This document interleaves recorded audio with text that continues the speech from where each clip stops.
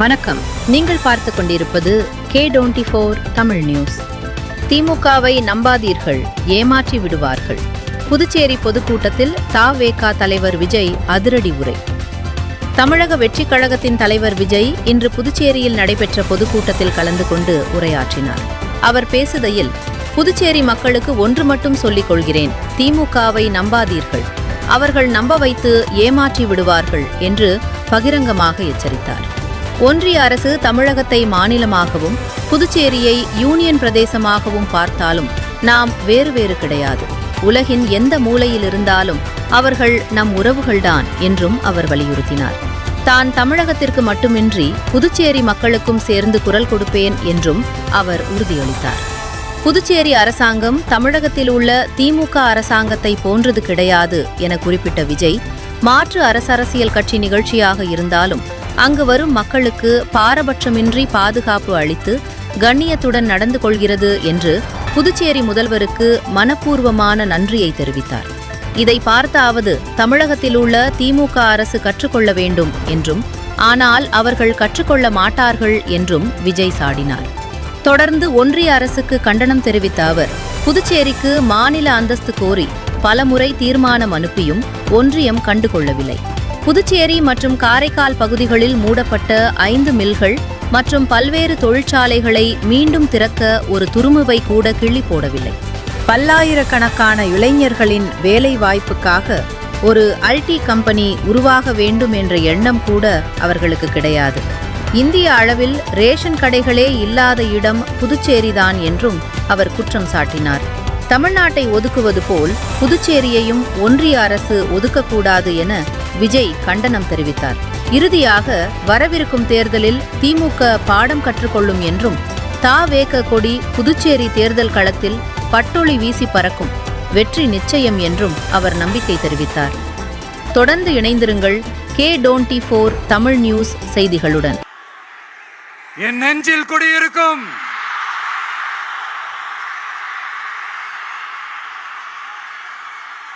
புதுச்சேரி மக்கள் உங்கள் அனைவருக்கும் என்னுடைய வணக்கம். வணக்கம் வணக்கம். எல்லாரும் எப்படி இருக்கீங்க?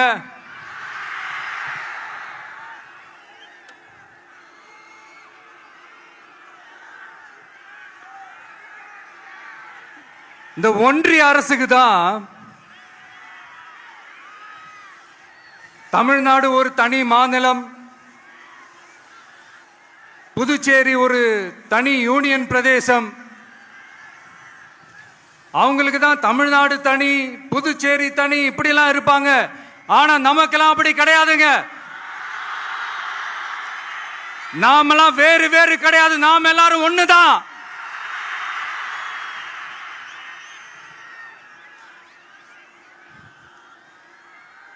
தமிழ்நாடும் புதுச்சேரியும் தனித்தனியாக இருந்தாலும் நாம் எல்லாரும் ஒண்ணுதான், நாம் எல்லாரும் சொந்தம் தான்.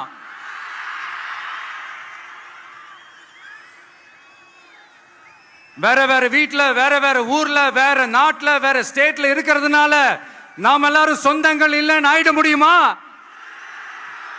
அது எப்படி முடியும்? இப்ப பாத்தீங்களா, ஒருத்தருக்கு ஒருத்தர் பார்த்துக்கும் போது அந்த பாச உணர்வு,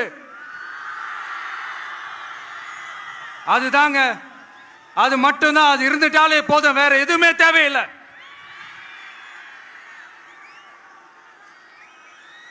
அதனால தமிழ்நாடு, புதுச்சேரி, கேரளா, கர்நாடகா, ஆந்திரா மட்டும் இல்ல, உலகத்துல எந்த மூலையில நம்ம வகைரா இருந்தாலும் அவங்க எல்லாருமே நம்மளோட உயிர் தான், அவங்க எல்லாருமே நம்மளோட உறவு தான்.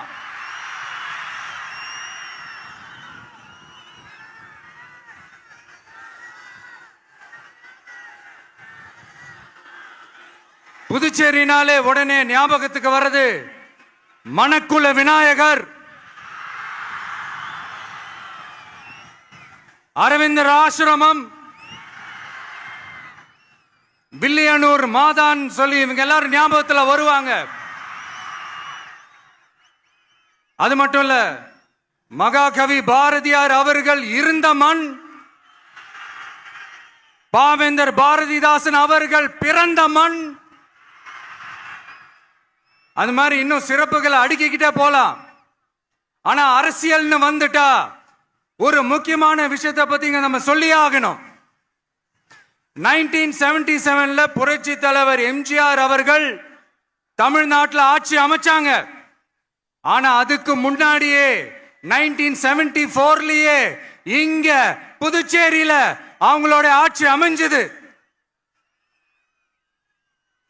அதனாலதான் அப்பவே சொன்னாங்க, நமக்காக வந்தவர் எம்ஜிஆர், அவரை தமிழ்நாட்டில் மிஸ் பண்ணிடாதீங்கன்னு நமக்கு அலர்ட் பண்ணதே புதுச்சேரி தான்.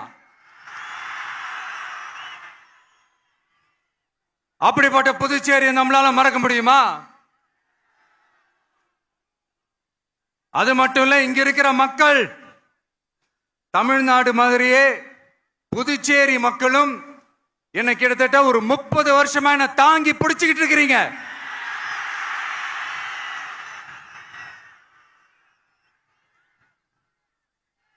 அதனால இந்த விஜய் தமிழ்நாட்டுக்கு மட்டும்தான் குரல் கொடுப்பான்னு நினைக்காதீங்க. அப்படி பண்ணாத தவறு புதுச்சேரி மக்களுக்கும் சேர்த்து தான் குரல் கொடுப்பான். அது என்னுடைய கடமையும் கூட. அதனாலதான் இங்க நீங்க ஃபேஸ் பண்ற பிரச்சனைகளை பத்தி இன்னைக்கு நான் பேசுறதுக்காக வந்திருக்கிறேன். அது மட்டும் இல்ல, இந்த புதுச்சேரி கவர்மெண்ட்டை பத்தி நாம சொல்லியே ஆகணும். இது டெஃபினட்டா தமிழ்நாட்டில் இருக்கிற மாதிரி நம்ம திமுக கவர்மெண்ட் மாதிரி கிடையவே கிடையாது. ஏன்னா வேற ஒரு அரசியல் கட்சி நடத்துற நிகழ்ச்சியாகவே இருந்தாலும் அந்த நிகழ்ச்சிக்கு தன்னெழுச்சியா வர நம்ம மக்களுக்கு பாதுகாப்பு கொடுத்து பாரபட்சமே காட்டாம இந்த கவர்மெண்ட் நடந்துகிட்டு இருக்கிறாங்க. அப்படிப்பட்ட இந்த புதுச்சேரி கவர்மெண்ட்டுக்கும் நம்ம புதுச்சேரி சிஎம் சார் அவர்களுக்கும்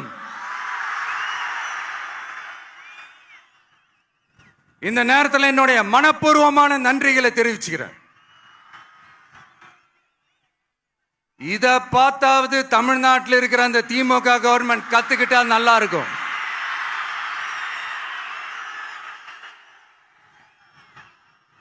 ஆனா அவங்க கத்துக்க மாட்டாங்க. பரவாயில்ல, வரப்போற எலெக்ஷன்ல 100% கத்துக்குவாங்க. அத நம்ம மக்கள் பார்த்துக்குவாங்க.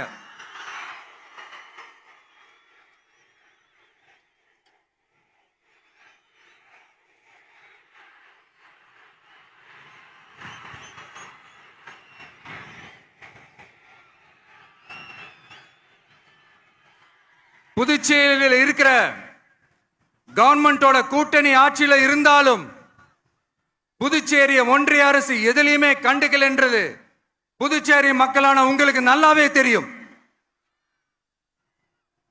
மாநில அந்தஸ்து கோரிக்கையை மட்டுமா கண்டுக்கல, இங்க வளர்ச்சி ஏற்படவும் துணை நிக்கவே இல்லைன்னு கேள்விப்படுறோம்.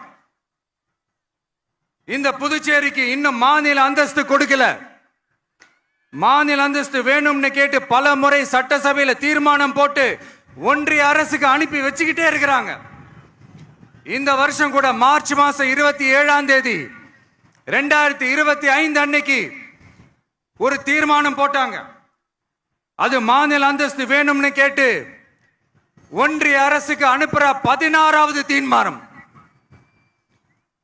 புதுச்சேரி காரைக்கால் பகுதிகளில் மூடப்பட்ட 5 மில்கள், பல்வேறு தொழிற்சாலைகளை மீண்டும் திறக்கிறதுக்கு இதுவரைக்கும் ஒரு துரும்ப கூட கிள்ளி போடல. பல்லாயிரக்கணக்கான இளைஞர்களோட வேலை வாய்ப்புக்காக எதையுமே செய்யல. இங்க ஒரு ஐடி கம்பெனி உருவாகணும்ன்றது எண்ணமே இல்லை.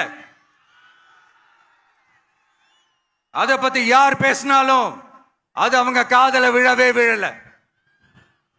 இங்க ஒரு அமைச்சரை ஊழல் குற்றச்சாட்டுல பதவி விட்டு நீக்கப்பட்டு அந்த இடத்துக்கு இன்னொருத்தரை நியமிச்சு 200 நாள் ஆச்சு. இன்னும் அவருக்கு ஒரு இலாக்காவே தரல. இந்த செயல் சிறுபான்மை மக்களை அவமானப்படுத்துறதுன்னு அந்த மக்களே சொல்றாங்க. புதுச்சேரியோட முக்கிய அங்கமாக இருக்கிற காரைக்கால், மாகே, ஏனாம் பகுதிகளில் எல்லாம் முன்னேற்றமே இல்லைன்னு அந்த பகுதி மக்கள் சொல்லிக்கிட்டே இருக்கிறாங்க. குறிப்பா காவிரியோட கடைமடை பகுதியான காரைக்காலை மொத்தமா கைவிட்ட மாதிரி தான் இருக்குது. இது எல்லாமே முன்னேற்றம் அடையணும். டூரிஸ்ட் பிளேஸ் ஆன புதுச்சேரியில போதுமான அளவு பார்க்கிங் வசதி இல்ல, போதுமான அளவு கழிப்பறை வசதி இல்ல. இதெல்லாமே மேம்படுத்தணும். புதுச்சேரி கடலூர் மார்க்கமான ரயில் திட்டம் வேணும்ங்கிறது நீண்ட கால கோரிக்கை. புதுச்சேரி மக்களுக்கு ஒன்னே ஒண்ணுதான் சொல்லணும், இந்த திமுகவை நம்பாதீங்க. அவங்களுக்கு உங்களை நம்ப வச்சு ஏமாத்துறது தான் அவங்க வேலையே. நான் சொன்ன பல கோரிக்கைகளை எல்லாம் தீர்த்து வைக்கிறதுக்கு நம்ம புதுச்சேரி கவர்மெண்ட்டுக்கும் அதோட மக்கள் திட்டங்களுக்கும் ரொம்ப அக்கறையா உண்மையா துணை நிற்கிறோம். தமிழ்நாட்டை ஒதுக்குற மாதிரி புதுச்சேரியும் ஒதுக்க கூடாதுன்னு நாங்க கேட்டுக்கிறோம். கிட்டத்தட்ட 20 லட்சம் பேர் வாழ்ற யூனியன் பிரதேசமான புதுச்சேரி மத்திய நிதி குழுவில் இடம்பெறவில்லை. அதனால் மாநிலங்களுக்கான நிதி பகிர்தல் அடிப்படையிலும் யூனியன் பிரதேசங்களுக்கான நிதி பகிர்தல் அடிப்படையிலும் புதுச்சேரிக்கு நிதி ஒதுக்கப்படுவதில்லை. அதனால ஒவ்வொரு ஆண்டும் புதுச்சேரிக்கு தோராயமாகவே மத்திய அரசு நிதியை விடுவிக்கிறது. அந்த நிதியும் அரசு ஊழியர்களின் சம்பளம், ஓய்வூதிய தொகை உள்ளிட்ட திட்ட செலவுகளுக்கே சென்று விடுவதால் மீத தேவைக்கு வெளிச்சந்தையிலும் கடன் பத்திரங்களை கடன் வாங்குகிறது புதுச்சேரி. இந்த நிலைமை மாறணும்னா ஒரே வழி, மாநில அந்தஸ்து நம்ம புதுச்சேரி மக்களோட பல்லாண்டு கால கோரிக்கை. புதுச்சேரிக்கு போதுமான நிதி வரத்து இல்லாததுனால வெளியே கடன் வாங்க வேண்டியதா இருக்கு. புதுச்சேரியோட கடனை குறைச்சு தற்சார்பு பொருளாதாரத்தை வளர்த்தெடுக்க திட்டங்கள் வகுக்கப்பட வேண்டும். மாநில அந்தஸ்து வாங்கினா மட்டும் போதாது இல்லையா, தொழில் வளர்ச்சியும் தேவையாச்சே. புதுச்சேரி தென்னிந்தியாவின் முன்னணி இண்டஸ்ட்ரியல் ஹப்பாக மாற்ற எல்லா முயற்சிகளும் எடுக்க வேண்டும். இந்திய அளவில் ரேஷன் கடைகளே இல்லாத மாநிலம் புதுச்சேரி தான். ஏழை எளிய மக்களுக்கு வாழ்வாதாரமே ரேஷன் கடைகள் தான். மற்ற மாநிலங்கள்ல இருக்கிற மாதிரி இங்கேயும் அரிசி, சர்க்கரை, பருப்பு, கோதுமை, எண்ணெய்னு அனைத்து பொருட்களும் வழங்கும் முறை சீராக்கப்பட வேண்டும். கடைசியா மீன் பிடிக்க செல்லும் காரைக்கால் மீனவர்களை அடிக்கடி கைது செய்யும் இலங்கை கடற்படை அவர்களின் படகுகளையும் பறிமுதல் செய்து விடுகிறது. அதனால் நீண்ட போராட்டங்களுக்கு பிறகு அவர்கள் விடுவிக்கப்பட்டாலும் படகுகள் கிடைக்காததால் படு மோசமான நிலைக்கு தள்ளப்படுகின்றனர். இந்த நிலை மாற வேண்டும். நான் மறுபடியும் சொல்றேன், இந்த விஜய் புதுச்சேரி மக்களுக்காகவும் எப்பவும் துணை நிற்பான். வரப்போற புதுச்சேரி தேர்தல் களத்துல நம்மளுடைய தமிழக வெற்றி கழகத்தின் கொடி பட்டொளி வீசி பறக்கும். கான்பிடென்டா இருங்க, நல்லதே நடக்கும். வெற்றி நிச்சயம். மீண்டும் சந்திக்கும் வரை நன்றி, வணக்கம்.